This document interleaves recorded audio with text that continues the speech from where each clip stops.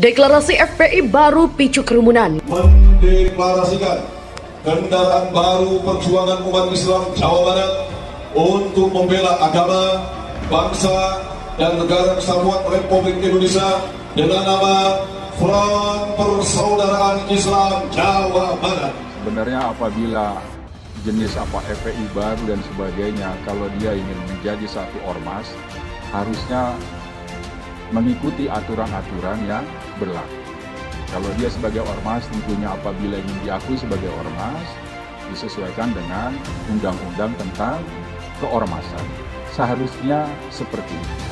Tapi apabila dari FPI model baru apapun namanya ternyata tidak mendaftarkan atau tidak mengikuti dengan aturan-aturan yang berlaku, artinya di sini ada kewenangan dari pemerintah untuk bisa melarang dan bisa membubarkan. Saya jelaskan ya bahwa di Undang-Undang Ormas tadi masih aja berkutat sama SKT, terdaftar, apalagi tadi sama surat keputusan Kumham soal ormas. Kalau nggak begini, ini kalian semua yang bicara itu tuh melanggar Undang-Undang Dasar 45 pasal 28 dan 28E. Nah, dalam kasus Front Pembela Islam itu ada masalah terkait dengan SKT, surat keterangan terdaftar, di mana ADART FPI saat itu dianggap ada unsur khilafahnya. Padahal Menteri Agama saat itu, Pak Fahru Razi, sempat mengatakan tidak masalah karena khilafah yang ada di ADART FPI yang lama itu bukan khilafah dalam pengertian membubarkan NKRI. Tapi oleh Kemendagri itu dipersoalkan dengan memakai acuan Undang-Undang Ormas Baru nomor 16 tahun 2017.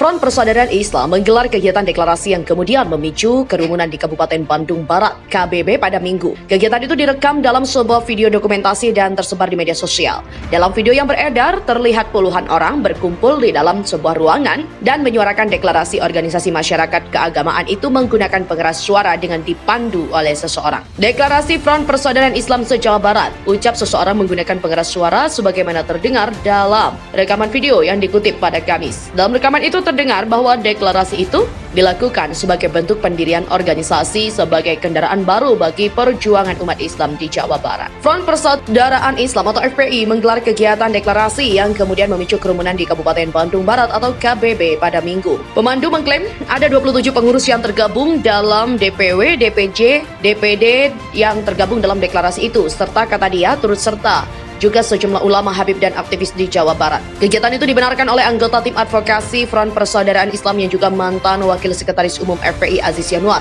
Ia menjelaskan bahwa kegiatan itu tak hanya dilakukan di Kabupaten Bandung Barat. Namun Aziz juga belum memberi rincian lebih lanjut mengenai daerah-daerah yang sudah melakukan deklarasi pendirian FPI baru itu. Itu acara konsolidasi dan akhirnya ada deklarasi. Menurutnya, kegiatan tersebut merupakan hal yang lumrah untuk dilakukan seperti banyak dilakukan oleh kelompok-kelompok lain. Ia mengingatkan bahwa kegiatan itu dilindungi oleh undang-undang. Merujuk pada rekaman video yang beredar, terlihat puluhan orang yang kompak mengenakan peci berwarna putih itu berkerumun dan saling berdekat-dekatan tanpa menjaga jarak saat melakukan deklarasi. Mereka juga terlihat tak memakai masker yang merupakan salah satu protokol dalam masa pandemi COVID-19 saat ini. Setelah menyelesaikan membacakan deklarasi, umat yang berada dalam ruangan kemudian menyerukan pekik takbir secara beriringan. Aziz mengaku tak bisa berkomentar banyak terkait dengan penerapan prokes dalam kegiatan deklarasi itu dengan alasan tak hadir di lokasi. Hanya saja dia membandingkan kerumunan itu dengan sejumlah kegiatan-kegiatan yang dihadiri oleh Presiden Jokowi yang juga menimbulkan kerumunan. Front Persaudaraan Islam merupakan ormas baru yang diisi oleh sejumlah mantan petinggi ormas FPI dulu. Kelompok itu sebelumnya dibubarkan oleh pemerintah RI pada akhir Desember 2020 lalu. Pemerintah menetapkan organisasi FPI besutan Rizik Syihab itu sebagai organisasi terlarang. Diketahui, sejumlah kunker presiden memicu kerumunan massa akibat pembagian paket sembako hingga kaos. Pihak istana pun mengklaim ini terjadi karena karisma Jokowi. Perkenalan ketua FPI baru, tapi tak diliput masif. Berita pun tenggelam. Ya, perkenalan ketua FPI baru, tapi diliput masif, berita pun tenggelam. FPI dibubarkan, percuma. Orang-orangnya masih bisa membuat ormas baru. Akhirnya muncul nama FPI baru. Namanya Front Persaudaraan Islam. Meskipun lebih cocok kalau dinamakan Front Pengacau Indonesia. Seperti tingkah mereka, yang memang mirip parasit di negara ini dengan berlindung di balik agama. Mengaku suci, pemilik kafling syurga, tapi kelakuan suka bikin onar. Dengan munculnya FPI baru, tentu saja harus ada kepemimpinan dan pengurus. Rizik memang tidak mungkin lagi melanjutkan karena akan jadi target empuk dan juga masih mewek di pojok dinding penjara. Ternyata, penerus Rizik selanjutnya adalah menantunya sendiri, yaitu Muhammad bin Hussein Alatas. Dia dikenalkan sebagai Ketua Umum FPI di aksi 2503 Jumat lalu. Dalam orasinya, dia juga menyampaikan 5 tuntutan. Tuntutan pertama adalah mendesak penangkapan penista agama tanpa terkecuali. Jangan lupa desak polisi menangkap semua penyembah baliho tanpa terkecuali.